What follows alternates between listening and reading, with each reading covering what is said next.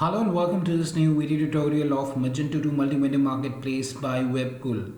So in today's video tutorial, we'll be checking out the initial configuration settings that are required for the Magento to Multi-Vendor Marketplace there, and the Marketplace panel options that the admin gets after the successful installation of this particular plugin in the admin backend side panel there. But before I proceed further with this particular video tutorial there, please do subscribe to our channel and press the bell icon to receive the latest updates from our end.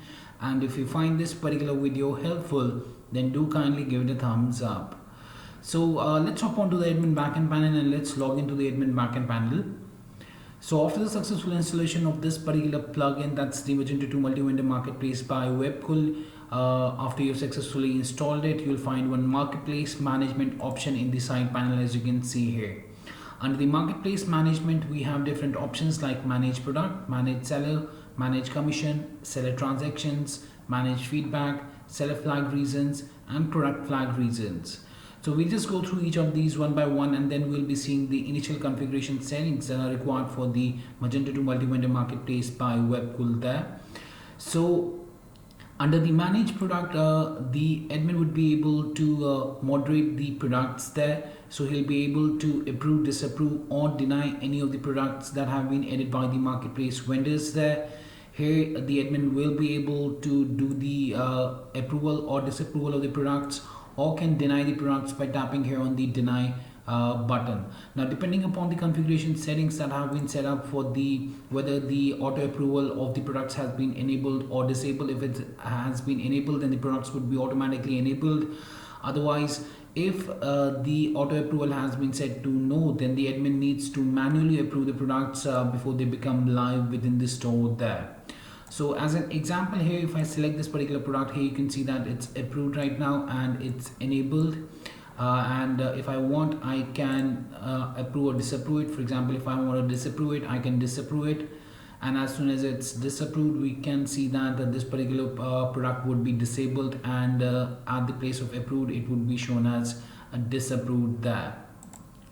So you can see that a total one record has been disapproved there. So if I scroll down here to the particular product, you can see that it's disapproved and it's disabled, so it would not be available in the marketplace there for the customers to search or view. So that's how the admin can approve or disapprove the products from this particular section. Or if he wants, he can also deny a particular product by tapping here on the deny button. Then he needs to enter the reason for the denial of the product. And if he wants that the seller should be notified by email for the denial of the product, then he needs to select this option, and then he needs to tap here on the deny button to deny that particular product of the marketplace vendor there itself. So now let me do one thing. Let me go ahead and let's hop on to the other option, that's the manage seller. Now under the manage seller, the admin will find the complete list of users who have registered themselves as marketplace vendors, and here the admin will find the seller name, the seller email, their status, and the flag reasons as well. Now under the manage product as well, we have one flag column that basically brings up the number of, or it gives the idea to the admin the number of flags for a particular product as well. So for example, here you can see that here we have a flag column, and if I scroll down right now, here you can see that this product has been given 3 flags. If I want to open the number of flags, this would open the product edit page, and on the product edit page we need to go to the flag section there to give the number of flags that have been raised by the customers for this particular product itself. So let me show you that as well, and then we'll hop on to the other option, that's the manage seller. So here this would open up the product edit page. So here on the product edit page, if I scroll down, I can find the product flags, and this would display the complete list of customers along with their name and email and the creation date and the selected flag reason for this particular flag that the customers have raised for this particular product there itself. Now coming to the marketplace management manage seller, here the admin would be able to basically manage the sellers. He can approve or disapprove the sellers from this particular section depending upon the setting, whether the auto approval of sellers has been set to yes. If it has been set to yes, then the vendors would automatically be approved as sellers, and they'll be having their account dashboard there as soon as they register as a seller. Otherwise, when they go for the sellership there, if the auto approval has been set as no, then the admin needs to approve the sellers from this particular section. So the admin, for example, needs to select that particular seller to whom he wants to approve as a seller, and then go ahead and set it as approve or disapprove, or he can also set it as processing for the timing as per their own requirement. Apart from that, the admin can also deny a particular seller who has been already approved by tapping here on the deny button. Then he needs to enter the reason for the denial of this seller. If there are many number of flags that have been raised for the sellers there by the customers, then in that case the admin can basically deny that particular seller, and the sellership would be denied there. We can also notify the seller by email for the denialship there, and after entering the reason, you just need to tap here on the deny button. Apart from that, under this section also, one more thing is there for the payouts. If you want to make the payouts to the vendors there, then what you need to do is you need to go to the order section here. As you can see under the actions column, and this would bring up this particular section wherein you'll be able to manage the seller's order, and here you can enter the or you can set up the status of the payment, whether you have made the payment to the seller or not. So here you can see the different orders, as you can see here. So if I scroll down and just swipe from left to right, here you can see that we have the pay seller option here to pay the seller for the respective orders. Otherwise, what you can do is you can also, for example, if I scroll down, if you want to make a payout to the sellers for multiple orders, you can select those multiple orders there, and the amount would automatically be added here, and then you can add a comment, and then you can make a payment by tapping here on the pay button. So this is just an entry that you're making, that you made the payment to the marketplace vendors for their orders there. And here you can see the product total, the total commission that is to be deducted, the total seller amount that needs to be paid out. And after you made a payment, you'll be able to see that whether you have paid or not there. So here you can see that right now we don't have any payment that has been made. Alright, let's tap here on the pay button, for example, and this would make the entry that we have made a payment to John Doe, whose seller email address is test@webkul.com, and the total amount to be paid was $156 and some cents there. So you can see that the payment has been successfully done for this seller. Now if I scroll down and if I just go left to right here, you can see that for that particular order we can see now already paid, and already paid.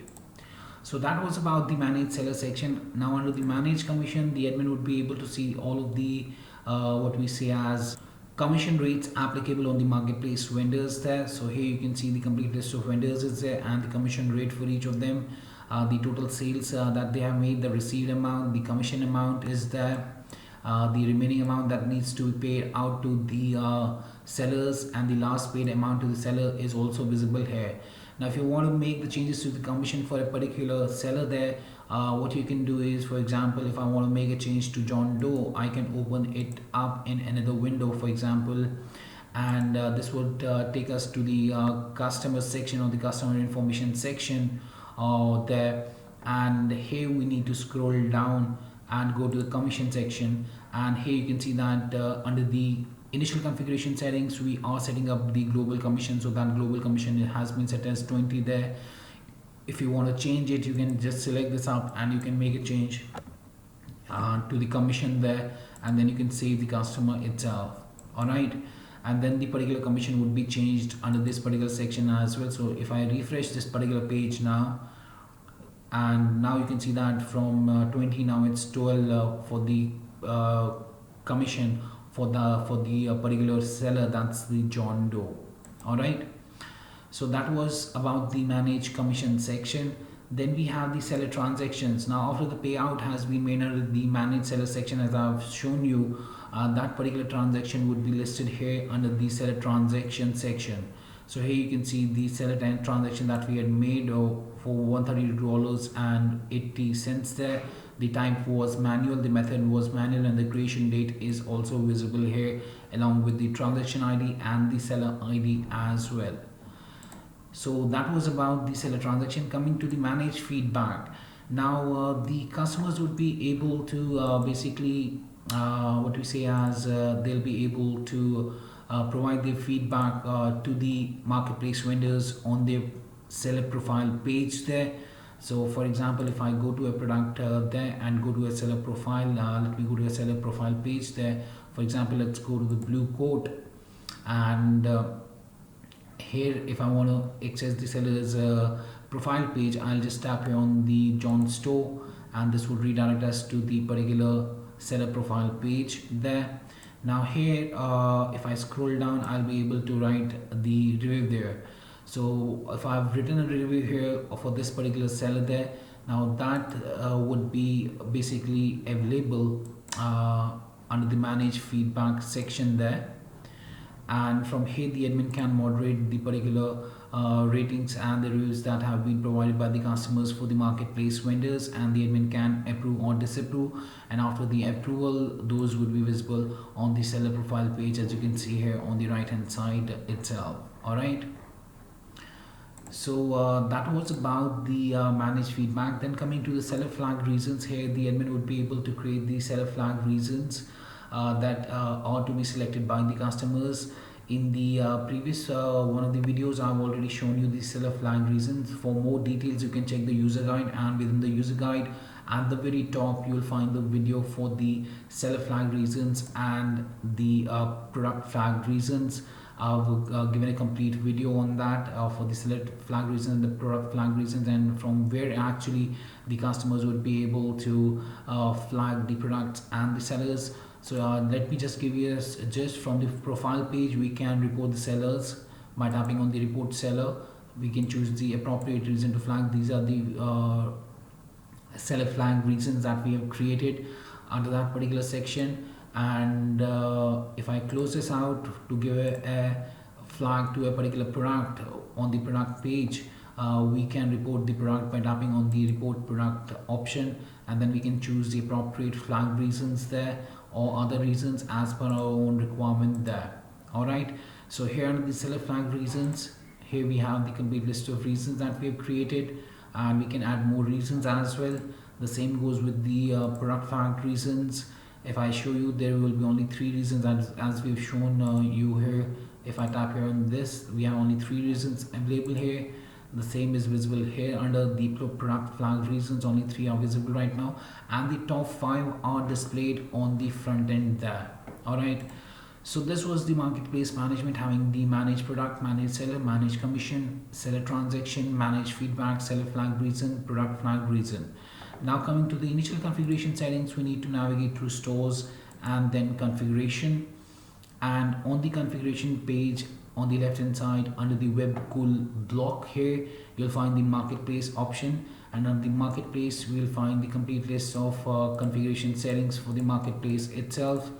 So here we are having general settings, seller dashboard layout settings, seller flags, seller product settings, product flags, seller order settings, minimum order amount settings, inventory settings, and much more, as you can see here. So let's go through each of them one by one. So I'll just be giving you an overview of what different options are there. So under the general settings, here we have the admin name, and this name that you've entered here would be used in the marketplace transactional emails and other places where the admin name is required. Then we have the admin email ID, and this email ID that you have entered here would be used in the email templates and the other places where the admin email is required. Here you can set up the global commission rate that would be applicable to the marketplace vendors there, and it should be an integer value. So whatever you have entered here would be the global commission rate applicable to all of the marketplace vendors there.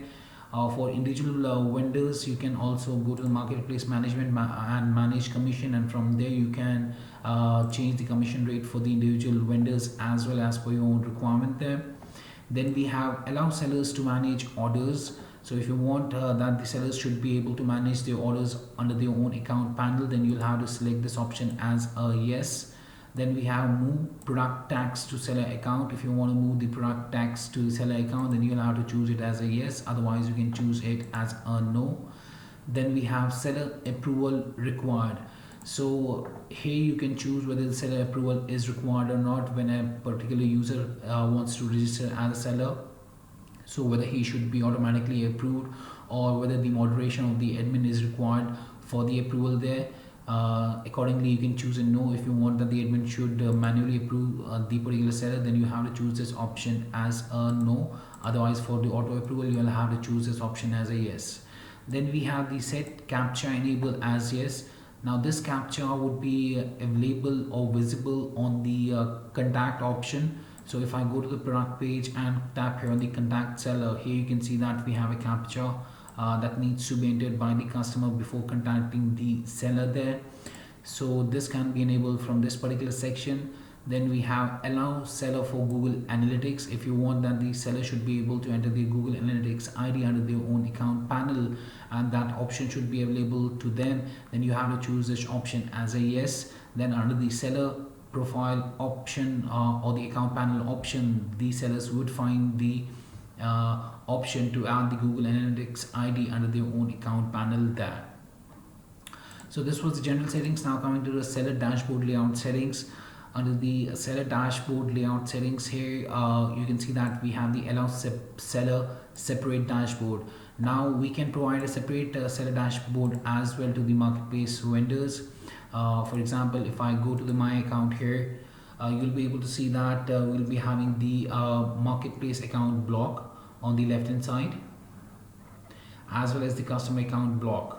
Now if you want that we should have a different account or the as separate seller panel there, then from the drop down, if you have enabled this option here, then we'll be having this default seller panel drop down option wherein we can choose the separate seller panel. Now the separate seller panel would be exactly just like the admin there. So if I choose here separate seller panel, you'll see that this would change and we can select the vendor dashboard now here. So if I choose the vendor dashboard, we'll have a complete look and feel of the vendor account panel just like the admin, as you can see here on your screens right now, right? And the customer account block would be removed. Now if I want to have the default seller panel once again wherein I have the vendor account block as well as the customer account block, then I'll choose the default seller panel. Now if you have chosen the seller, separate seller panel, then the login option would be similar to the admin as well, likewise. And here you'll be able to set up the seller dashboard logo image as well. And if I show you that once again, if I choose the separate seller dashboard here, here is the logo that we can upload at the top left hand corner. This logo can be updated as per your own requirement there. So this was the seller dashboard layout settings. Then we have the seller flag settings here wherein we can enable the seller flags. For more details on the seller flags, you can check the previous video on the user guide there. I have attached the link of the user guide within the description of this particular video. So here basically I'll just give you an overview. We can enable or disable the seller flags. We can set up the text that is visible to the customers for reporting the seller on the seller profile page. So on the seller profile page we'll be having the report seller option there. So this text is customizable, so you can set it up as per your own requirement. You can allow the guests to flag, you can make the reasons as required, you can also accept other reasons, and you can set up the other reason field placeholder as well. So that was about the seller flag. Then we have the seller product settings. Now under the seller product settings, the admin can set up the attribute set IDs that would be available for the marketplace vendors to use while they are creating a new product. So whatever attribute sets IDs you have selected here, only those would be visible to them. For example, if I go ahead and choose the default seller panel, and if I go ahead and try and add a new product, so if I go to the new product section here, new products, you'll be able to see that on the add new product page. Here we have the attribute set that needs to be selected. So here we are having the default and the clothes only. This is because we have set the default and the clothes applicable only. Then we have the product approval required. So as soon as the vendors are adding a product under their own account panel, whether you want to automatically approve the product or not, then you can select a yes. Otherwise, if you want that the admin should approve them up before they become available at the storefront, then you can choose it as a no there. Then we have product update approval required. So if a particular product is updated, do you want that the admin should first approve it and only then the updated product should be made available there? Then you can choose it as a no. Otherwise, you can choose it as a yes to automatically approve the updated product there. Then we have the allow category tree view, like admin product category tree. So here if you choose this as a yes, then whenever the admin is selecting the categories, the tree view that you see in the admin view, for example, if I show you that, if I go to catalog and alright, for now I just want to give you just overview of that. So the if I choose this option as a yes, then the vendors would also be having the same category tree view. For example, if I continue here to add a new product after selecting the attribute set, and this is the default one, wherein we can select the categories. Now if you want that the category selection should be same as of the admin there, that's like a tree view, then you can select this option as a yes. Then the tree view would be available here for the vendors as well. Then we have the allowed categories for sellers to add products. So you can enter the category ID separated by a comma there, within which the seller should be able to add their products. Then we have the product type for seller. Here you can choose which product type you want to provide the sellers for adding. So you can give simple, downloadable, virtual or configurable, whichever one you have selected here would be available to them. Then we have allow seller to add products with SKU type. Here you can choose static or dynamic. If you choose a dynamic, then you can add a product SKU prefix there to the product SKU. So for example, if the SKU prefix is DDFR, then your product SKU would be DDFR, whatever you have set the SKU there. For example, the SKU is XYZ, then it would be DDFR XYZ. Then we have allow sellers to add related products. You can enable or disable that up. Allow sellers to add upsell, cross-sell products. You can enable or disable that up. You can also allow the sellers to add limit on product purchase for customer. You can select this as a yes or a no. If you set this as a yes, then you can set the allowed product quantity on product purchase for customer. So this was about the seller product settings. Then we have the product flags. The same goes with the product flags as well. You can enable or disable that up. You can set the text that would be visible to the customers, and this is basically the text that becomes a link that needs to be tagged by the customers, where the guests can flag the products, the reasons should be required or not, whether we want to accept other reasons or not, and the other fields placeholder can be set up. Then we have the seller order settings. Here you can choose the order approval required or not. So whenever the order comes, if you want that the admin should approve the order first, and then it should be available for the vendors there, then you can choose it as a no. Otherwise, if you want that the admin should be able to moderate it up, you have to choose it as a no. Otherwise, if you basically what happens here is that for the order approval required, if the order approval required is set as yes, then the admin needs to approve it up. Otherwise, if you want to make it as auto approval, then you can choose it as a no. Then we have the minimum order amount settings. Here you can enable the minimum order amount settings. You can set up the minimum order amount. You can also set up the amount value for the sellers. So if this value has been set as yes, then the amount value will be used for those sellers who have not filled the minimum order amount under their own seller account panel there. This was the minimum amount order amount settings. Then we have the inventory settings. Here we can set up the enable low notifications as yes or no, and we can allow to send the low stock notification mail to the marketplace vendors. Then we can set up the low stock quantity, and this would allow to send the low stock notification mails to the sellers when the product quantity will be equal or less than the quantity that you have entered here. Then we have the seller profile page settings. So from here you can display the seller profile. You can choose the banner image. Then you can choose the seller information display card as type 1 or type 2. So basically what happens is that this is the right now if I go here, we have the type 2. In the type 2, what happens is that the seller information is displayed like this at the top of the product page. In the type 1, if I choose this as a type 1, then in that case the seller information would be displayed just below the add to wish list here. The section would be displayed here with the seller information, just like the information that is displayed here. Then we have the enable color picker, and this would allow the sellers to change their profile page background color. Allow the seller policies at front end, allow to rewrite the seller's shop URL. You can set it as a yes or a no. You can also allow to automatically create seller public URL on the seller registration. So you can choose it as a yes or a no as per your own requirement. You can choose to allow to show the featured sellers on the sell page. So if I go to the sell page, that's the marketplace landing page. From the top here, we'll be able to see different layouts as well. This is one of the layouts there, and here you can see that we have the sellers with taste, and the top 4 sellers are being displayed here. So we can set allow to show featured sellers there.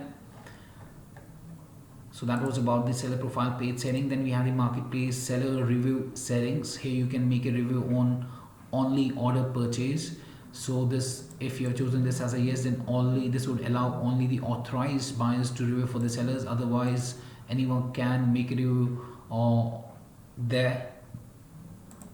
Then we have the landing page settings. So under the landing page settings, you can display the seller registration block on the customer registration block registration page. Otherwise you can set it to no as well. Then we have the marketplace landing page layout. We have provided 3 different layouts. The one that we are viewing right now here on the sell page is the layout 1. And here you can set up the marketplace landing page title, turn your passion into a business. Turn your passion into a business. You can set up the names for these icons as well. You can upload the icons there, set up the title there. For example, you have set it as sellers with the taste. You can set up the content here as well as per your own requirement there.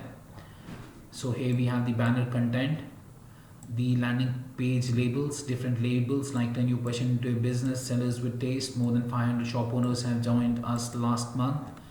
More than 500 shop owners have joined us last month, and so on and so forth. Then we have the feature icons as well, as you can see.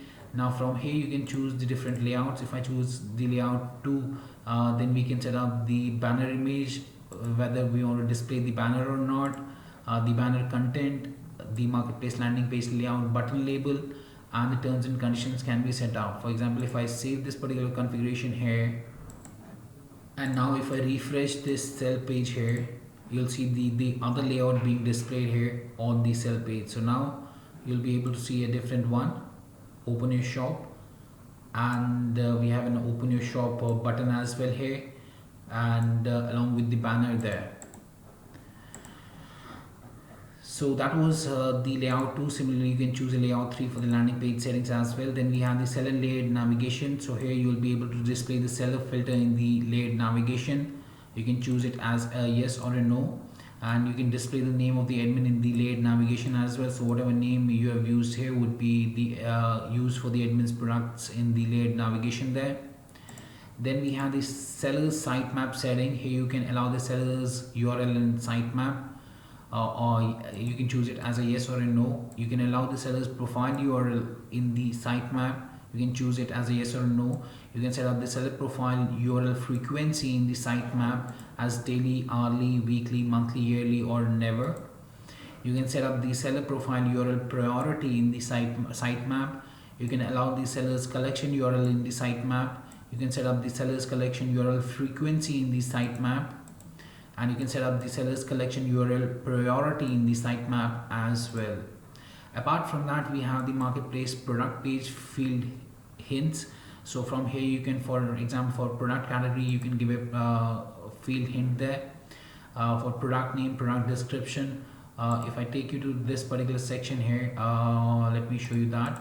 If I go to my account here, and under my account, if I go ahead and try and add a new product, for example new products,